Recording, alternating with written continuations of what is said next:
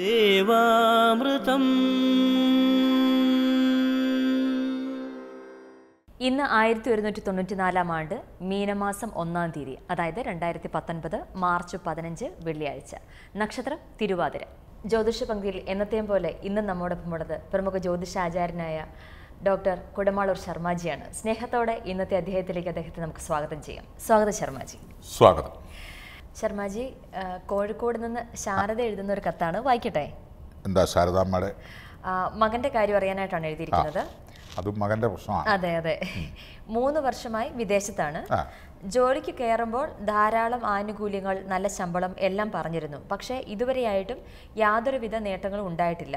Company മാറിയാൽ ഗുണകരമാകുമോ എന്നാണ് ശാരദാമ്മയുടെ ചോദ്യം.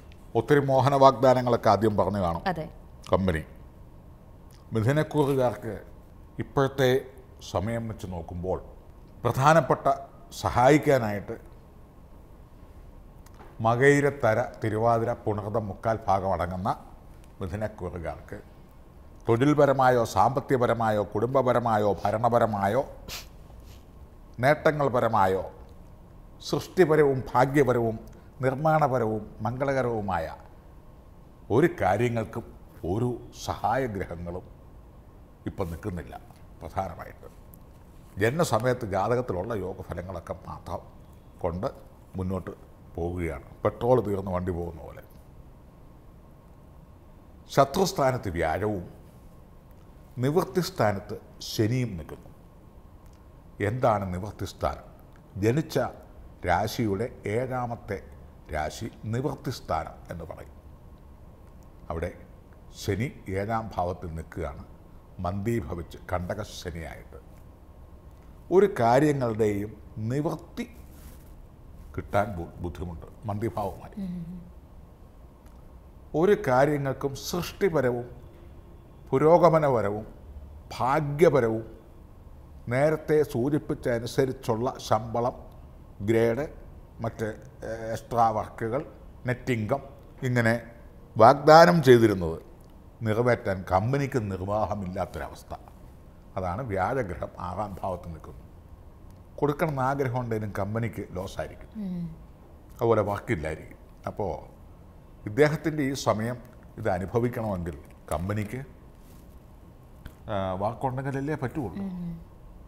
അതുകൊണ്ട് വ്യാഴഗ്രഹം 6ാം ഭാവത്തിൽ നിന്ന് 7ാം ഭാവത്തിലേക്ക് വരണം എന്ന് ഈ രാശിക്കാർക്ക് 2019 നവംബർ മധ്യം മുതൽ നിവൃത്തി സ്ഥാനത്തേക്ക് ജൂപ്പിറ്റർ, അതായത് വ്യാഴം, മഹാവിഷ്ണു പ്രവേശിക്കുന്നു എന്ന് അതിൽ വിശ്വസിക്കുന്നവർ പറയുന്നു. ദൈവാനുഗ്രഹം. വസ്തു വാങ്ങണം എന്ന് ആഗ്രഹിച്ച് വർഷങ്ങളായി മോഹിക്കുന്നവർക്ക് ഒരല്പം വസ്തു വാങ്ങാനുള്ള യോഗമോ കുടുംബത്തിൽ നിന്ന് ഷെയർ മുതലായതൊക്കെ കിട്ടണം എന്നാഗ്രഹിക്കുന്നവർക്ക് ഈ സമയത്ത് അനുകൂലമായ സമയമാണ്. 2019 November middle two 1 year between. ഭൂമി, വീട് വെക്കണമെന്ന് ആഗ്രഹിക്കുന്നവർക്ക് അതിനുള്ള സാഹചര്യം, അല്ലെങ്കിൽ ഫ്ലാറ്റ്, അല്ലെങ്കിൽ വില്ല, ഏതാണ് പാർപ്പിടം. ഒരു വണ്ടി എടുക്കണമെന്ന് മോഹിക്കുന്നവർക്ക് അതിനുള്ള സമയം.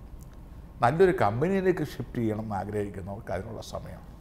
അപ്പർ ഗ്രേഡ് പ്രൊമോഷൻ ടെസ്റ്റൊക്കെ എഴുതിയിരിക്കുന്നവർക്ക് അതിനുള്ള സമയം.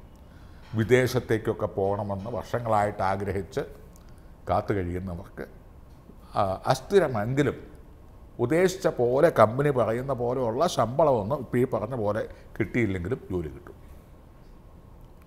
കല്യാണം കാത്തു കഴിയുന്ന യുവതി യുവാക്കൾക്ക് ഈ സമയം സ്യൂട്ടബിൾ ടൈമാണ്. കല്യാണ ആലോചനകൾ, കല്യാണം തന്നെ നടക്കും. 2019 നവംബർ മുതൽ 2020 നവംബർ കൂടുതലേ അല്പസ്വല്പം തടസ്സങ്ങളിലൂടെ, അല്പസ്വല്പം ദുരിതങ്ങളിലൂടെ ഒക്കെ ആയിരിക്കും നടക്കുന്നത്. അതുവരെ ഈ തടസ്സങ്ങളൊക്കെ മാറുവാനായി, ഈ നല്ല കമ്പനിയിലേക്ക് കിട്ടുവാൻ, ശമ്പളവും ഐശ്വര്യവും വർദ്ധിക്കുവാൻ, മറ്റ് ഉദ്ദേശശുദ്ധികൾ പാലിക്കുവാൻ ഭാഗ്യസൂക്തം ചെയ്യുന്നത് നല്ലതാണ്.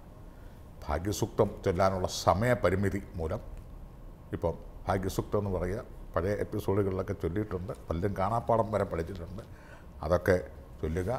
ഭാഗ്യസൂക്തം കൊണ്ട് പുഷ്പാർച്ചനകൾ വൈഷ്ണവ ദേവാലയങ്ങൾ ചെയ്യുക. വ്യാഴാഴ്ച ഒരിക്കലെടുക്കുക, ശനിയാഴ്ച ഒരിക്കലെടുക്കുക. ഇങ്ങനെ പോയാൽ വരുന്ന ജൂൺ മാസത്തോടു കൂടി ഈ പറഞ്ഞ നല്ലൊരു കമ്പനിയിലേക്ക് ഇദ്ദേഹത്തിന് പ്രവേശിക്കാനോ അല്ലെ നിലവിലുള്ള കമ്പനിയിൽ മുൻകാല പ്രാബല്യത്തോടെ ആനുകൂല്യങ്ങൾ കിട്ടാനോ ഇടവരുന്നതാണ്. മാർഗനിർദ്ദേശങ്ങൾ അനുസരിച്ച് പ്രതിവിധികൾ ചെയ്യുക, ഗുണഫലങ്ങൾ ഉണ്ടാവട്ടെ. ജ്യോതിഷപരമായ മാർഗനിർദ്ദേശങ്ങൾ ഡോക്ടർ കുടമാളൂർ ശർമാജിയിൽ നിന്ന് അറിയാൻ ആഗ്രഹിക്കുന്നവർ താഴെ കാണുന്ന നമ്പറിൽ അദ്ദേഹത്തെ കോൺടാക്ട് ചെയ്യാവുന്നതാണ്. പ്രശ്നപരിഹാരങ്ങൾ സ്വായത്തമാക്കാവുന്നതാണ്.